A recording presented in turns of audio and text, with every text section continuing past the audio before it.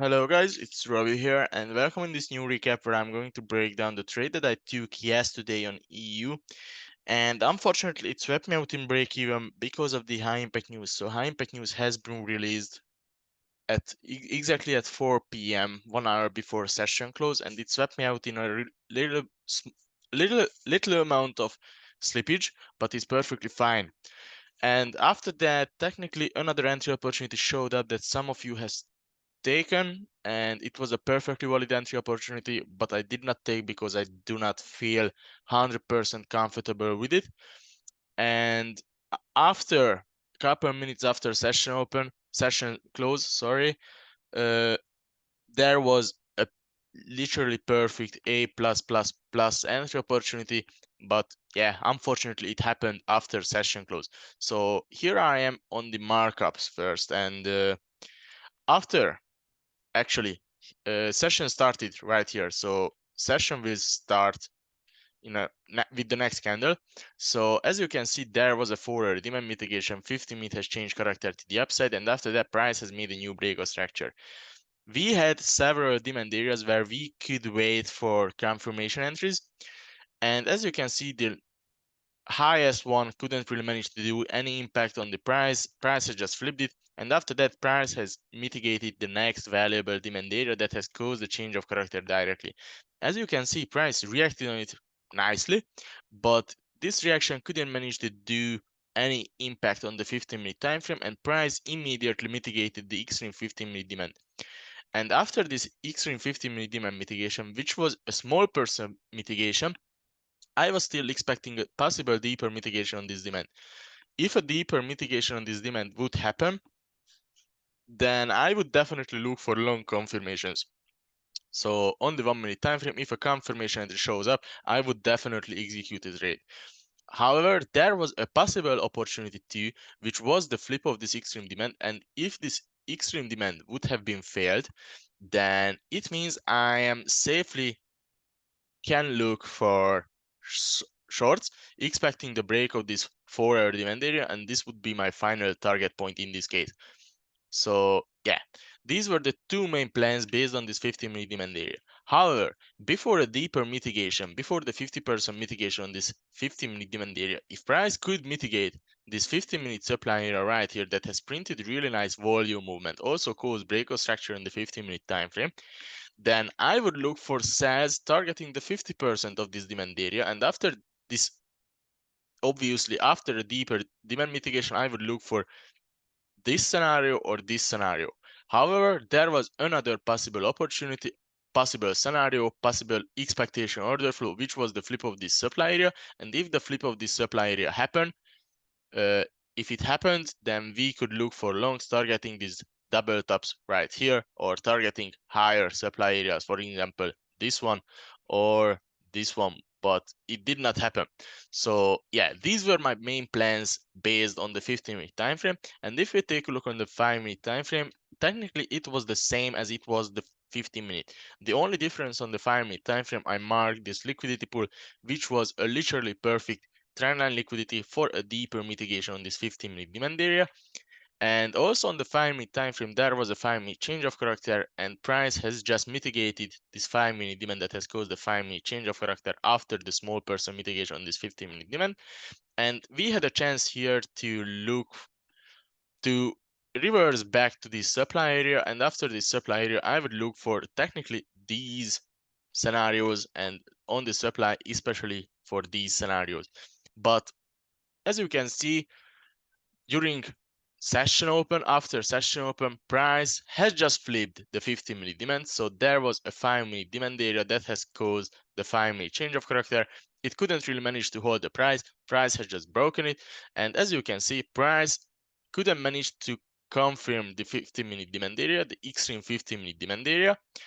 And after the flip of this demand area, I have marked this 15-minute supply out that has technically initiated the flip of this extreme demand, and I was waiting for a confirmation entry on this 15-minute demand. However, if this 15-minute demand wouldn't manage to confirm the price, so there wasn't any confirmation entry, I would look for longs up to the next supply area, just above the liquidity pool. And after this supply zone mitigation, I would also look for sells or a flip scenario. If a sell scenario, if a confirmation entry showed up, I would target, for example, this one right here, this low point right here, or the overall 4-hour demand area, because the extreme 15-minute demand has broken, which has initiated the 15-minute change of character after the 4-hour demand mitigation. So we could expect the continuation of the sells, continuation of the short opportunities after the flip of this extreme demand area. And yeah, here is my first position. Here is the break even that has swept me out in a really small slippage, but it's perfectly fine. I accepted the fact, accepted the risk that this high impact news exactly at 4 p.m., 1 hour before session close, has a chance to swap me out in a small slippage, but it was perfectly fine. I accepted the fact, I accepted the risk. So what were the criteria for me in this case? The first one was the higher time frame zone mitigation. Price mitigated an 15-minute supply area that has initiated the flip of this extreme 15-minute demand. Perfect. The second one was liquidity take inside of the higher time frame zone.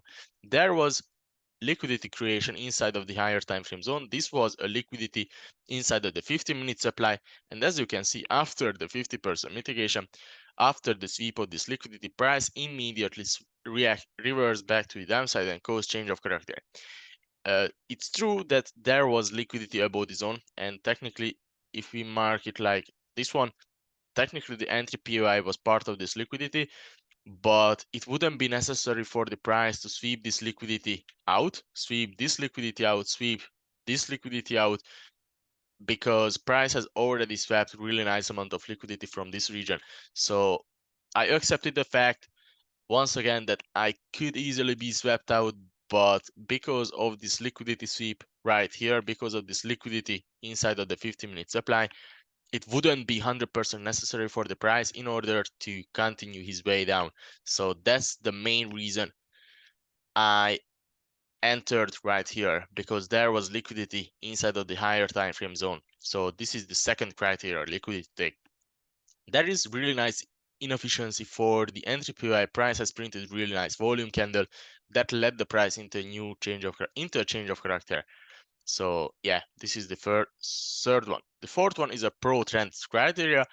Actually, the trend was still bullish on the 4-hour time frame, but we are trading based on the 15-minute order flow, and the order flow in this case was clearly bearish. Price has just broken below an extreme 15-minute demand, and this 15-minute demand break has indicated that the order flow has totally changed. So price has just reacted on the last recent supply area, confirmed the last recent supply area in a pro order flow. So that's the reason I was looking for sells in this case. So yeah, pro order flow, pro trend criteria is there. Perfect. There was change of character because there was the last recent breakout structure with volume candle, and price has broken below the last recent demand area. This was my fifth criteria. The sixth one was the V-shaped recovery. It's not the most clear one on, it's not the clearest one on the 1 minute time frame, but if we take a look on the 5 minute time frame, you can see that price immediately reacted after the sweep of this liquidity and printed a really nice 5 minute candle. Also on the 3 minute time frame, it was a really nice reaction. So I did count the V-shaped recovery in this case, and yeah, it was there. Perfect. 50% mitigation happened too. So after a 50% mitigation, I wouldn't need combined liquidation for the entry POI, because if a 50% mitigation happens, price didn't need to mitigate more of a higher time frame zone. I didn't need combined liquidation. So the combined liquidation criteria was missing, but I had 50% mitigation. There was liquidity target. Technically, this low was a middle of nowhere reversal. Price didn't manage to mitigate any valuable demand area at all at this point. And yeah, this was the liquidity for me. This low point was the liquidity for me. And also price created small amount of 1 minute liquidity pool, 1 minute liquidity right here, which was also liquidity target. So this was my eighth criteria. The ninth one was the not coming from opposite sided zone. There wasn't any valuable demand area at all. This was the high point, this was the low point of the 15-minute time frame. Everything that happened between this high and low point is substructure, so there wasn't any higher time frame valuable valid demand area, so price wasn't coming from an opposite sided zone. And at this point we had corrective pullbacks, strong pro movements. If you take a look on the 15-minute time frame, well, since this reversal and actually at the current price action region, we had clearly stronger bearish movements and pullbacky corrective bullish movements to the upside. So technically we had corrective pullbacks from pro movements, which was the 10th criteria for me. And the only missing criteria once again was the combined liquidation. I did not have combined liquidation for the entry POI, but 10 criteria was more than enough for me in order to try an entry opportunity, in order to execute a trade on this entry zone. And as you can see, I have been tagged in. I have used a full zone entry with 3 pip stop loss. I have been tagged in right here. It was running in a 1 risk reward ratio, and 2 minutes before the news release right here, I decided to put my stop loss into break even. And because of the news, it has swept me somewhere around here, so it's a bit below my break-even point, but it's perfectly fine. And yeah, it was perfectly fine. And technically that's all. I would target this low point right here and not the 4-hour demand, not the lowest point of the 4-hour demand. I would target this low point right here, which was a weak low in this case, for 7.7 risk reward ratio. It would have been perfectly fine for me. But yeah, unfortunately, it swept me out in break even. And yeah, but what happened after the news? Well, after the news, an interesting situation happened, which also led some of you to execute trades right here. So after the news, as you can see right here, price has swept all of this liquidity just above from the last recent 50-minute supply. And if you take a look on the 5-minute and 50-minute time frame, 5-minute candle closed inside of this zone, and also 15-minute candle closed inside of this zone. So all of this liquidity right here has been cleared by this news movement. And after this news movement, after the sweep of this insane amount of liquidity, so there was a sweep, price has changed character to the downside, which has technically happened from this weak area. This was the only inefficient area that has initiated the price into change of character. And after this change of character movement, price couldn't manage to reverse back to the character changing supply area. Price has just made a new breakout structure here and created a new possible entry zone. This was decisional and extreme zones, and this was a type 3 extreme versus decisional zones. The type 3 actually means that after the change of character, price has immediately makes a new breakout structure, but after the change of character, price can't return to the extreme zone. And instead of a reversal to the extreme zone, price just makes a new breakout structure and creates a decisional zone.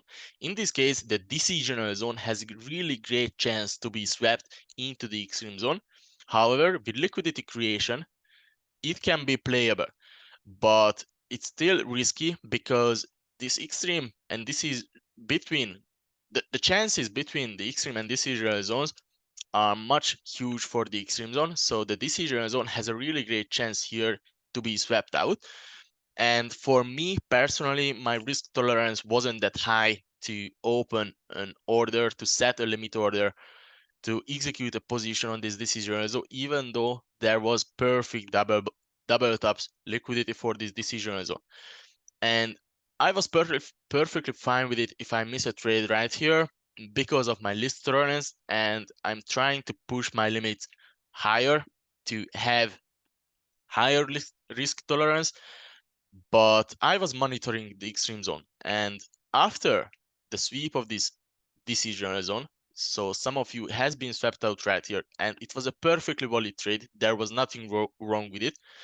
So be proud of yourself because you have executed a valid trade right here.